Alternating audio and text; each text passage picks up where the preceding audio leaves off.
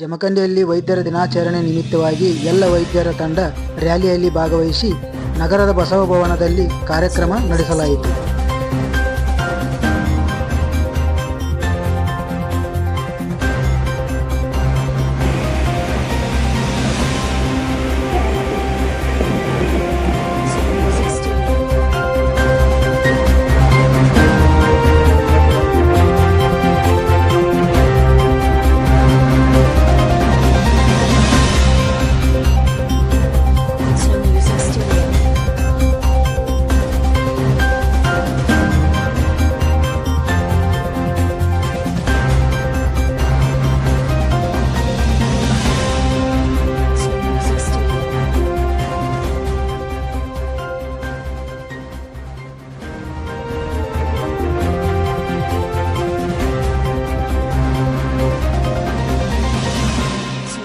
Studio.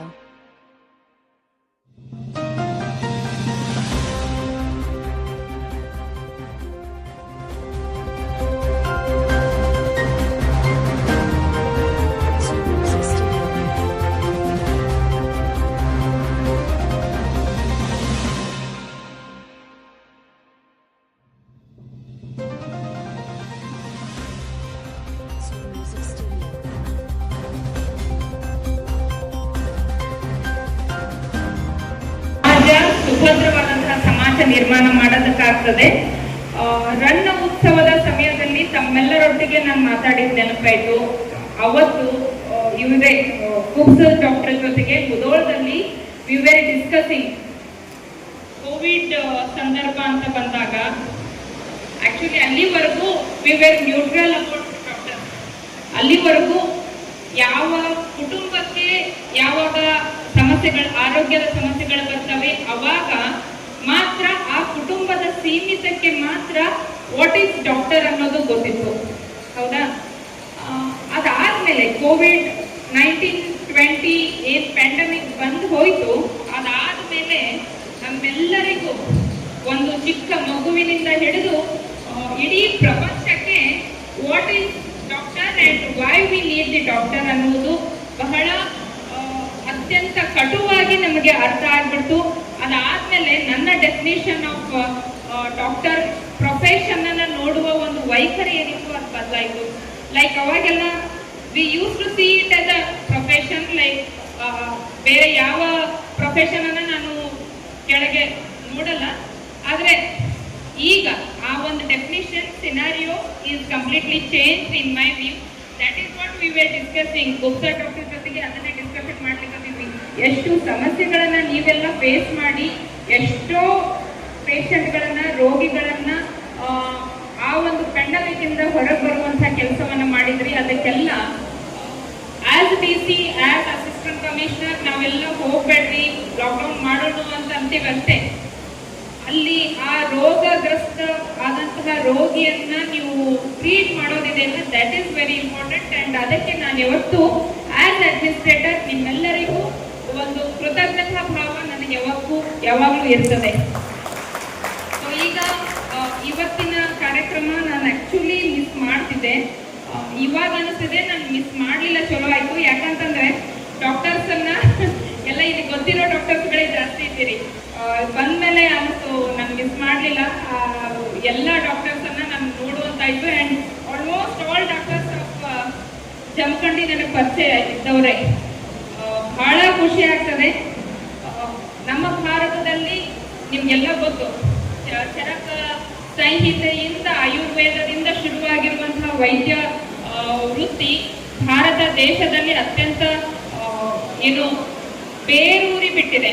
ವೈದ್ಯ ನನಗಿಂತ ಜಾಸ್ತಿ ನಿಮ್ಗೆಲ್ಲರಿಗೂ ಗೊತ್ತು. ವೈದ್ಯ ಅನ್ನುವಂಥ ಪ್ರೊಫೆಷನ್ ಏನಿದೆ ಬೇರೆ ದೇಶಗಳನ್ನ ಕಂಪೇರ್ ಮಾಡಿದಾಗ ಇಲ್ಲಿ ಅತ್ಯಂತ ಬೇರೂರಿರುವಂಥದ್ದು. ಚರಕ ಸಂಹಿತೆ, ಆಯುರ್ವೇದ ಎಲ್ಲ ವಿವಿಧ ವೈದ್ಯ ಏನು ಫೀಲ್ಡ್ಗಳಿದ್ದಾವೆ ಅವುಗಳನ್ನೆಲ್ಲ ನೋಡಿದಾಗ I feel very happy about all the streams. ನಿಮ್ಮ ಯಾವುದೇ ಸ್ಟ್ರೀಮ್ಸ್ ಇರಲಿ, ಆಯುರ್ವೇದ, ಅಲೋಪತಿ ಯಾವುದೇ ಇರಲಿ, ಸೊ ಖುಷಿ ಆಗ್ತದೆ.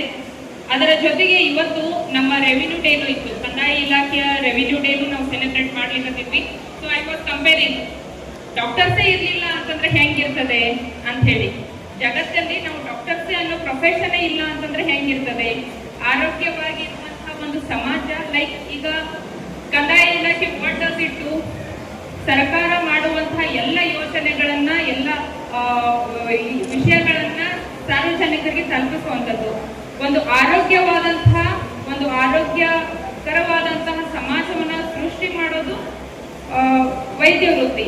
ಇವತ್ತು ಹಾಸನದೊಳಗಾಗಿರುವಂತಹ ಇನ್ಸಿಡೆಂಟ್ಗೆ ನಮ್ಮ ಚೀಫ್ ಸೆಕ್ರೆಟರಿ ಮೇಡಮ್ ಅವರು ವೈದ್ಯರಿಗೆ ಡೈರೆಕ್ಷನ್ ಕೊಟ್ಟಿರ್ತಾರೆ, ಯಾಕೆ ಅಲ್ಲಿ ಜಾಸ್ತಿ ಹಾರ್ಟ್ ಅಟ್ಯಾಕ್ಸ್ ಆಗ್ಲಿಕ್ಕೆ ಅಥವಾ ಅದನ್ನ ಸ್ಟಡಿ ಮಾಡ್ರಿ ಅಂತ ಹೇಳಿ.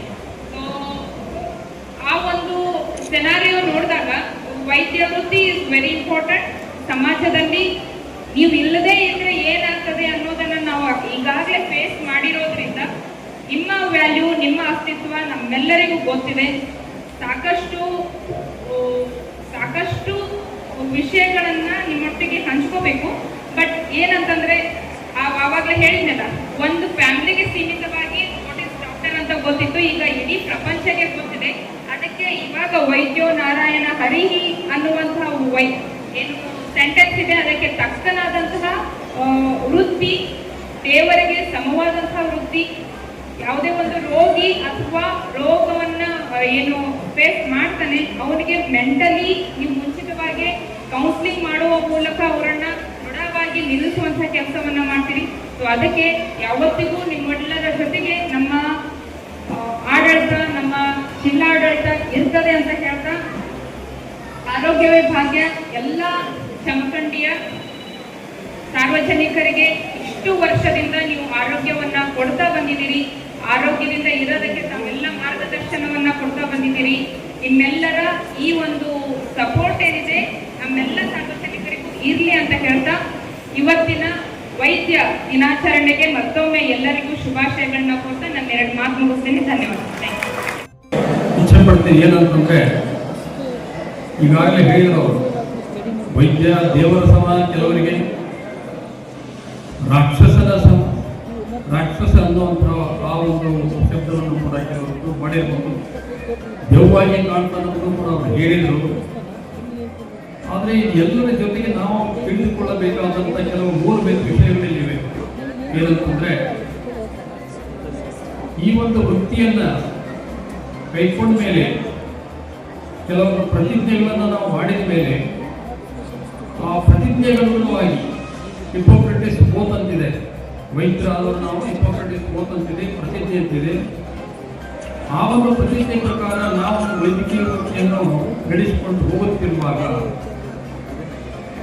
ಈಗಿನ ದಿನಮಾನಗಳಲ್ಲಿ ಬಹಳಷ್ಟು ಅಡೆತಡೆಗಳು ಇವೆ. ಬಹಳ ಜನ ಹೇಳ್ತಾರೆ, ಅವೇನು ಡಾಕ್ಟರ್ ಅವನಿಗೇನು ಕಡಿಮೆ ಆಗೈತಿ. ಅವರು ಬಡವರಿಗೆ ಅನೇಕ ಸಹಾಯಗಳನ್ನು ಮಾಡಿದರು. ಮುಖ್ಯಮಂತ್ರಿಯಾಗಿ, ರಾಜಕೀಯ ವ್ಯಕ್ತಿಯಾಗಿ, ಸಾಮಾಜಿಕ ಕಾರ್ಯಕರ್ತನಾಗಿ ಮತ್ತು ವೈದ್ಯನಾಗಿ ಅವರು ಬಡವರ ಪರ ಇದ್ದರು. ಅತ್ಯಂತ ಅದ್ಭುತ ವ್ಯಕ್ತಿಯಾಗಿದ್ದರು. ಮಹಾತ್ಮ ಗಾಂಧೀಜಿಯವರಿಗೆ ಇವರು ಪರ್ಸನಲ್ ಫಿಸಿಷಿಯನ್ ಆಗಿದ್ದರು.